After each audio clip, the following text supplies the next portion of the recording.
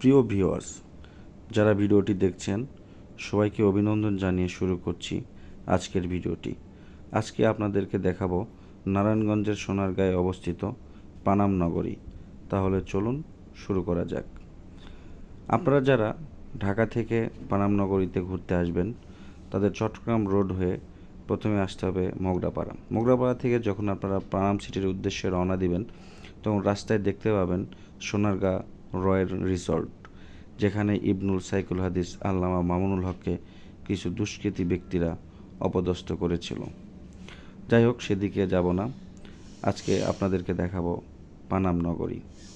পানাম নগরীতে যখন যাবেন, প্রথমে গেটে দেখতে পাবেন অনেকগুলো উপহার সামগ্রীর দোকান। সেখানে বিভিন্ন ধরনের মাটির এবং কাঠ বেতের বিভিন্ন ধরনের তৈজসপত্র বানিয়ে রেখেছে, যেগুলো অনেক সুলভ মূল্যে এখান থেকে কিনতে পারবেন। এরপরে যে আপনাদের টিকিট করতে হবে, টিকিট কাউন্টারে 20 টাকা দিয়ে টিকিট কেটে যখন আপনারা ঢুকতে যাবেন, সেখানে ইতিহাস লেখা আছে। এরপরে আপনারা ভিতরে ঢুকবেন।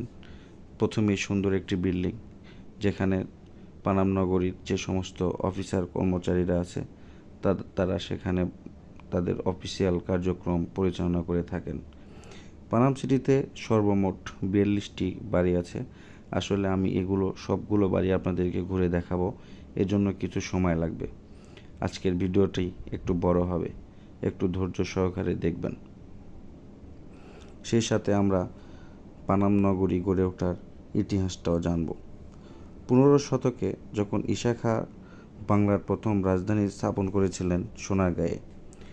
সোনারগাঁয়ের পূর্বে মেঘনা এবং পশ্চিমে শীতলক্ষ্যা নদী অবস্থিত। নৌপথে তখন বণিকদের ব্যবসা খুব সহজতর ছিল। আর যেহেতু সবসময় রাজধানী শহরে অনেক উচ্চবিত্ত লোকেরা বসবাস করে থাকে, এই জন্য সেই সময়ের বণিক শ্রেণীর লোকজন রাজধানীর এই পানাম নগরে কিছু তাদের বসতি গড়ে তোলে এবং সেই সময়ের আভিজাত্য কিছু বাড়ি নির্মাণ করে। সেই বাড়িগুলো নিয়েই পানাম সিটি গঠিত। এখানে সর্বমোট 10 কিলোমিটার স্থান জুড়ে বাড়িগুলো অবস্থিত।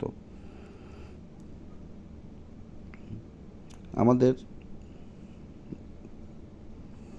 ডব্লিউ হান্টারের মতে অভিমত হলো, সুলতানি আমলে পানাম ছিল সোনারগাঁয়ের রাজধানী, কিন্তু পানামে সুলতানি আমলের তেমন কোনো স্থাপত্য নজরে পড়ে না, তাই এই দাবিটির সত্যতা ঠিক প্রমাণিত নয়। মূলত পানাম ছিল বাংলার সে সময়কার ধনী ব্যবসায়ীদের বসতক্ষেত্র। ব্যবসায়ীদের ব্যবসা ছিল ঢাকা কলকাতা জুড়ে, তারাই গড়ে তোলেন এই নগর। 1611 খ্রিস্টাব্দে মোগলদের সোনারগাঁ অধিকারের পর সড়ক ও সেতু নির্মাণের ফলে রাজধানী শহরের সাথে পানাম এলাকার সরাসরি যোগাযোগ স্থাপিত হয়। পানাম নগরীর বাড়িগুলোর একটি বিশেষত্ব আছে। বাড়িগুলো আপনি পিছন থেকে দেখতে যতটা সুন্দর বোধ করবেন, বাড়ির সামনে এবং পিছনে প্রায় একই রকম দেখতে এবং একই রকম সৌন্দর্য। পানাম নগরীর প্রতিটি বাড়ি খুবই শৈল্পিকভাবে গড়ে তোলা। এখানে বাড়ির সামনে পুকুরগুলোতে আবার সানবাঁধা ঘাট। যদিও কালের বিবর্তনে এখন পুকুরে পানি নেই, কিন্তু তারপরেও বোঝা যায় যে এটা পুকুর ছিল এবং পুকুরে সানবাঁধা ছিল। এখন আপনারা যে বাড়িটি দেখছেন, বাড়িটির নাম কাশীনাথ ভবন, যা 1305 খ্রিস্টাব্দে তৈরি করা হয়েছিল। এ থেকে বোঝা যায় এখানে অধিকাংশ বাড়ি 14 শতকের দিকে গড়ে তোলা। একটি অনন্য শিল্পকর্মের উদাহরণ হয়ে আছে এই পানাম নগরী। পানাম নগরীর প্রতিটি বাড়ি অত্যধিক সুসজ্জিত এবং সুপরিকল্পিত। এত বছর আগেও তারা এত সুন্দরভাবে চিন্তা করেছে এবং শিল্পকর্ম ফুটিয়ে তুলেছে। আসলে পানাম নগরী না দেখলে সেটা কল্পনাই করা যায় না। তারা কতটা রুচিশীল ও শৌখিন ছিল, এটা তাদের শিল্পকর্ম এবং সুসজ্জিত বাড়িগুলো দেখলেই বোঝা যায়। এখানে অনেকগুলো বাড়ি ঝুঁকিপূর্ণ, যার জন্য ভিতরে ঢোকা নিষেধ, যার কারণে আপনাদেরকে ভিতরে নিয়ে যেতে পারলাম না। ভিতরের পরিবেশগুলো দেখাতে পারলে আরও ভালো লাগতো। তারা কত সুন্দরভাবে সুসজ্জিতভাবে বাড়িগুলো নির্মাণ করেছিল এ সম্পর্কে ধারণা দিতে পারতাম। আসলে নারায়ণগঞ্জের সোনারগাঁও উপজেলাটি ঢাকা থেকে খুব কাছে হওয়ায় এখানে প্রতিদিন অনেক দর্শনার্থী আসে, অনেক দর্শনার্থীর ভিড় হয়, বিশেষ করে ছুটির দিনগুলোতে। আপনারাও আপনাদের ছুটির দিনগুলোতে পরিকল্পনা করতে পারেন সোনারগাঁয়ের পানাম সিটি ঘুরে যাওয়ার। বাড়িগুলোর সামনে ও পিছনের দৃশ্য দেখে বোঝা খুবই মুশকিল কোনটা সামনের দিক আর কোনটা পিছনের দিকে।